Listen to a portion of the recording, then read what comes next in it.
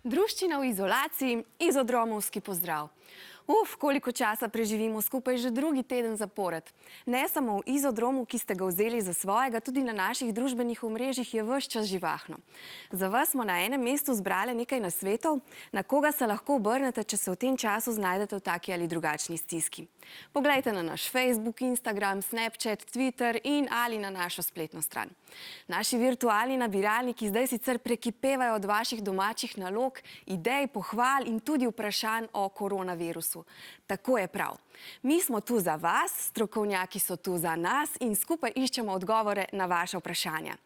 Ta teden nam zelo pomaga pediatrinja, doktorica Tina Bregant, v vlogi novinarke z vašimi vprašanji in režiserke pa sta se izkazali njeni hčerki Tara in Brina. Zakaj je koronavirus izbruhnil ravno zdaj, zakaj ne prej, ali je to mogoče povezano z podnebnimi spremembami? Aha, dobro, zanimivo vprašanje. Ja, pravzaprav smo zdravniki že dlje časa pričakovali, da bo prišlo do ene take večje epidemije.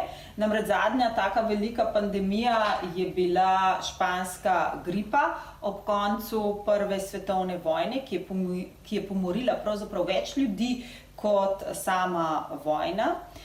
In zdravniki smo vedeli, da zna priti do podobne epidemije. Namreč naš planet je zelo naseljen, ljudi je veliko, živimo skupaj in to ustvarja idealne pogoje za širjenje tudi kakšne virusne bolezni. Kako pa najlažje prebolimo koronavirus?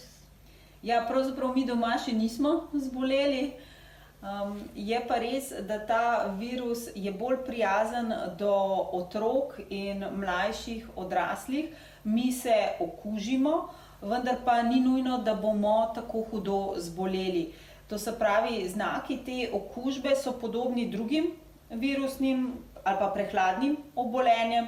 To se pravi, lahko se majhno slabo počutimo, lahko nam teče iz nosu, kihamo. Majhen teže potekajočo bolezen že nakazuje suh, vztrajen kašelj, visoka vročina. Potem seveda, če smo pa bolj dovzetni za zaplete, to pa predvsem velja za starejše, ne toliko za nas mlajše, pa lahko pride do pljučnice.